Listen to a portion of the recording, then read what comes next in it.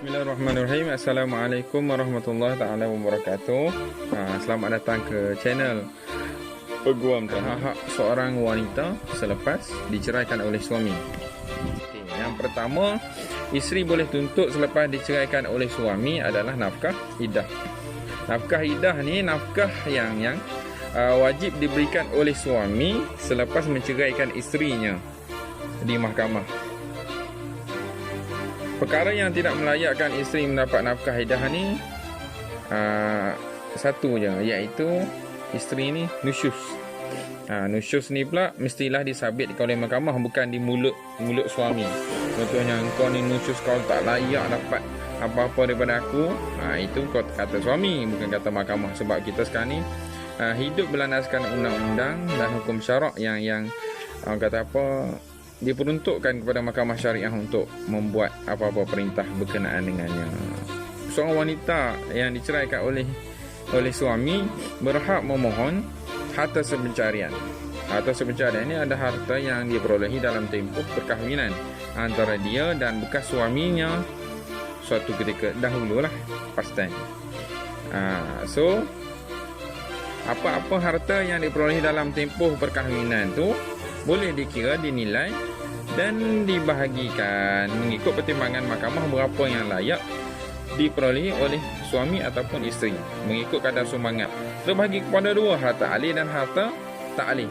Harta alih ni macam duit, macam saham. Itu harta alih. Harta tak alih ni macam kita tahulah kan. Apa dia? Tanah, rumah, bangunan kedai, yang kekal.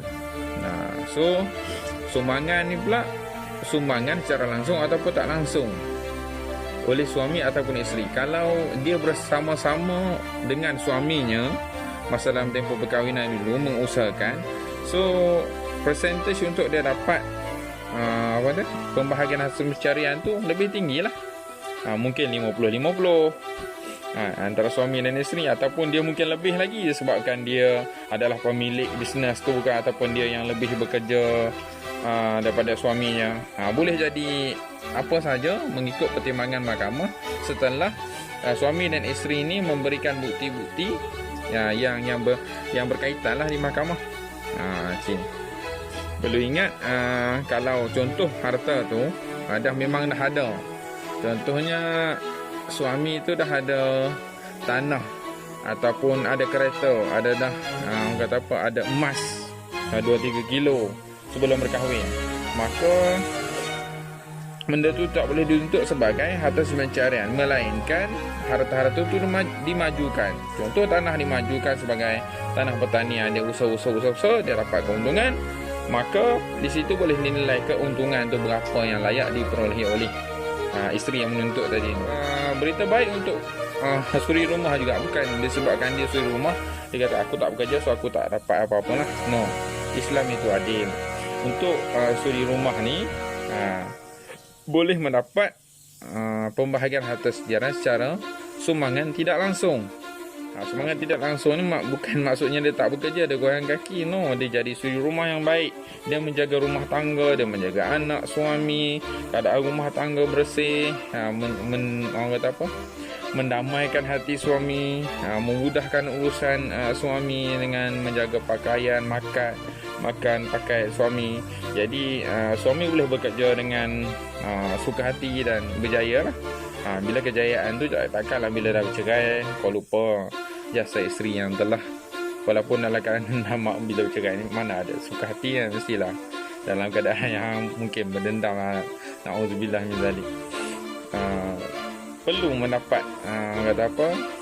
bahagian dia secara tak langsung, mungkin 30% ke, mungkin 20%, 35%, kita tahu lah. Sebab itu sumbangan tidak langsung yang diiktiraf oleh hukum syarak.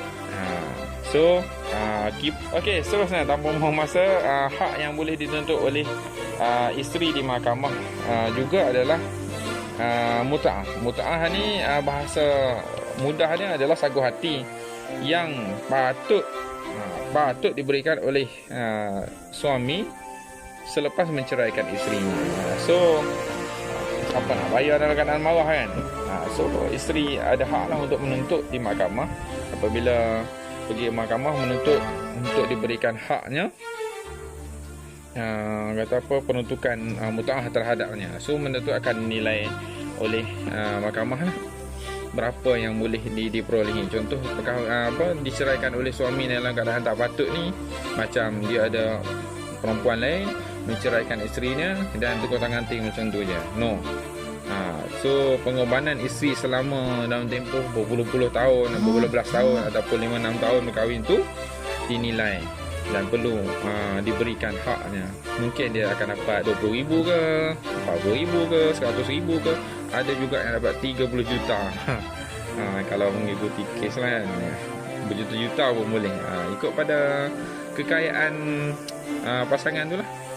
Okey, kemudian isteri juga boleh menuntut hutang yang tertunggak daripada bekas suaminya. Contohnya suami ada meminjam kepadanya 100,000, kemudian suami tu tak nak bayar. So kita menggunakan mahkamah untuk kata apa, memohon lah, ada memohon lah menuntut hutang daripada bekas suami tu. Satu ini hak-hak isteri kan. Kalau berkaitan dengan anak tu lain pula perbincangan. Isteri boleh menuntut hak jaga anak-anak, suami pun boleh menuntut hak jaga anak-anak. Isteri boleh menuntut nafkah anak kalau suami culas. Yang ni suami kena faham sendiri kewajipannya mengikut kemampuan dan keperluan seorang anak tu. So itu sahaja perkongsian untuk kali ini dalam Peguam Tani Channel. So jangan lupa share, like, share, subscribe. Cuba-cuba kan. Okay, terima kasih belanja. Assalamualaikum.